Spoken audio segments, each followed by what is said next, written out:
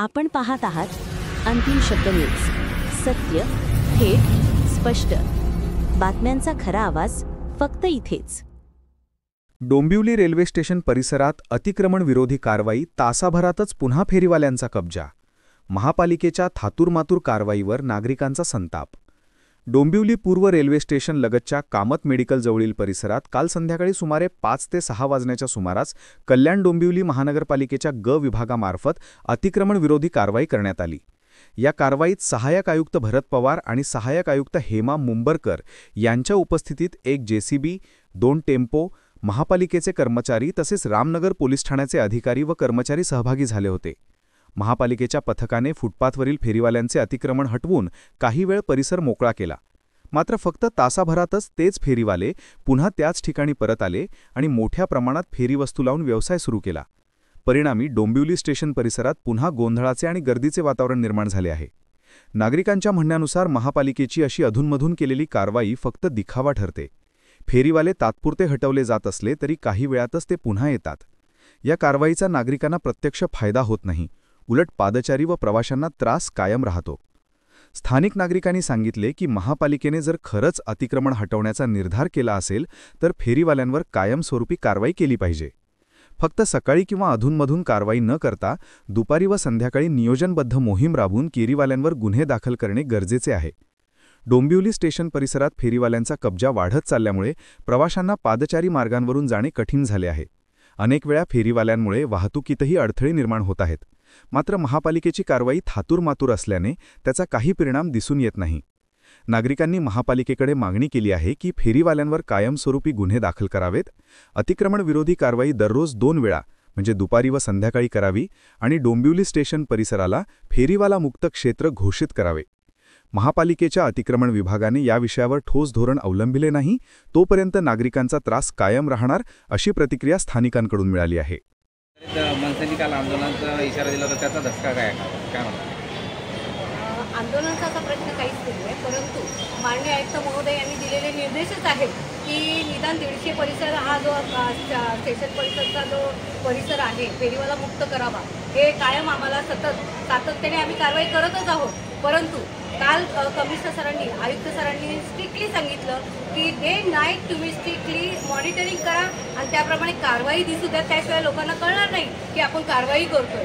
लोकांना वाटतं काय तात्पुरती कारवाई होते, म्हणून तर आता त्यांना दाखवून दिलं की बाबा मॉनिटरिंग काय आहे आणि कारवाई काय आहे. त्यामुळे जसं आम्हाला आयुक्त साहेबांनी स्ट्रिक्टली ॲक्शन घ्यावे सांगितलेलं आहे त्याप्रमाणे आम्ही ग प्रभागाचे आणि फ प्रभागाचे सहाय्यक आयुक्त, आमची टीम, पोलीस यंत्रणा, स्थानिक पोलीस, महापालिकेचे पोलीस आणि हे महापालिकेचे सर्व फेरीवाले, अनधिकृतवाले सगळे फेरीवाले कामगार यांच्या सहाय्याने ही संयुक्त कारवाई आज प्रखरपणे चालू केलेली आहे आणि आजपासून ही अशीच प्रखर राहणार हे मी तुम्हाला सांगू इच्छिते. मात्र कारवाई झाल्यानंतर काही तासातच कधी कधी पुन्हा येतात, त्यावर कशा प्रकारचा तोडगा दिला? आता आम्ही फेरीवाल्यांची पण मीटिंग घेतलेली आहे. फेरीवाल्यांना सांगितलं की तुम्ही कंपल्सरी 150 मीटरचा जो रस्ता आहे तो तरी तुम्हाला मोकळा करणं क्रमप्राप्त आहे. आज सगळीकडे सगळ्या महापालिका सुधारत आहे, आपलीही महापालिका सुधारली पाहिजे.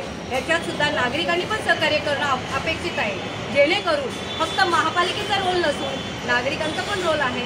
तर प्रत्येकाने आपण एकमेकांना सहाय्य केलं तरच हे सुशोभीकरण होणार आहे आणि छान दिसणार आहे. त्यामुळे आपला डोंबिवली परिसर, स्टेशन परिसर हा चांगला करू, त्याप्रमाणे नागरिकांनीही तसं सहकार्य केलेलं आहे. 150 मीटरच्या कुठे जागा देणार? 150 मीटर नंतर 150 मीटर म्हणजे जे अनधिकृत फेरीवाले बसलेले आहे ते जागा म्हणजे अनधिकृत रस्ता तर त्यांचा नाहीच आहे. हा सार्वजनिक रस्ता आहे आणि जे 150 खरोखरच जे पात्र आहे त्यांची तर म्हणजे कार्यान्वित ते प्रकरण कार्यान्वितच आहे.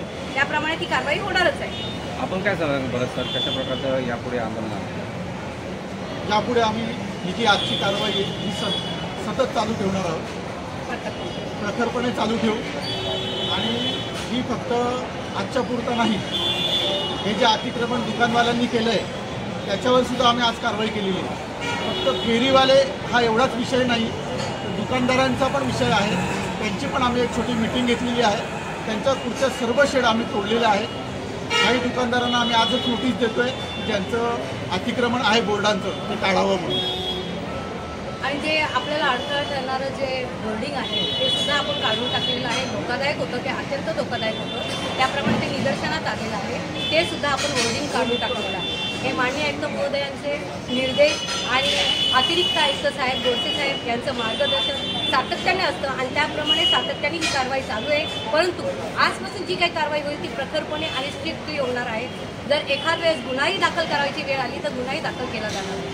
आपण असं बघितलं की काही गुन्हेगारी असतात त्यांनी सुद्धा हल्ले केलेले आहेत. रुग्णवाहिकेच्या चालकांवर सुद्धा हल्ले केलेले आहेत.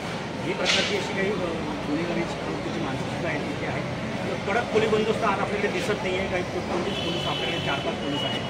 याचं कारण नाही, आज आम्हाला पोलीस बंदोबस्त मिळालेला आहे. रामनगर पोलीस स्टेशनमधनं पोलीस बंदोबस्त मिळालेला आहे आणि तो आहे आमच्याबरोबर आणि ते आहेत बरोबर म्हणून आम्ही ही एवढी मोठी कारवाई करू शकतो. पुरेसा पोलीस बंदोबस्त आहे का तुम्हाला?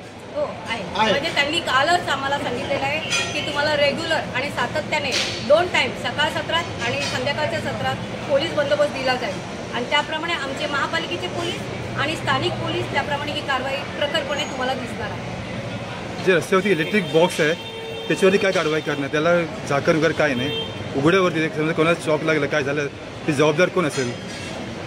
जे समोर बॉक्स दिसतं याच्यामध्ये MSCDCL ला पत्र देऊ आम्ही. तर आता तुम्ही जे होते आपल्यावर इलेक्ट्रिशियनचे होते आपले MSC वाले? महापालिकेचे इलेक्ट्रिशियन त्याला नाही काय हात. Okay sir.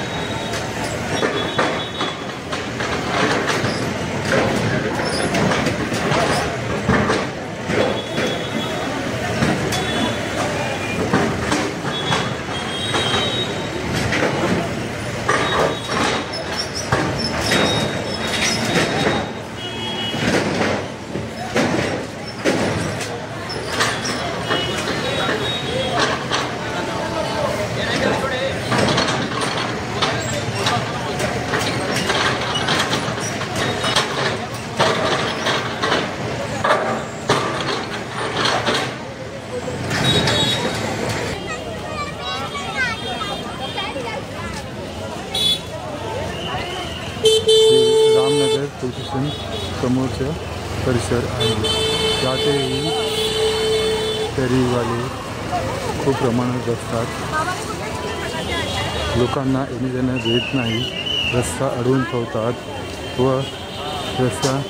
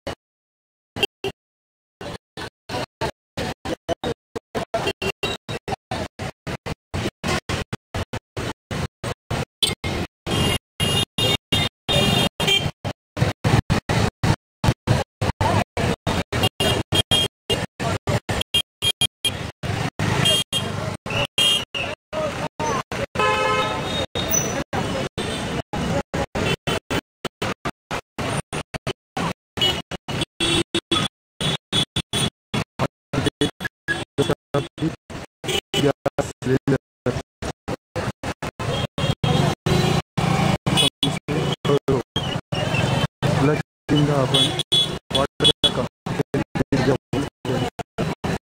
लक्ष देत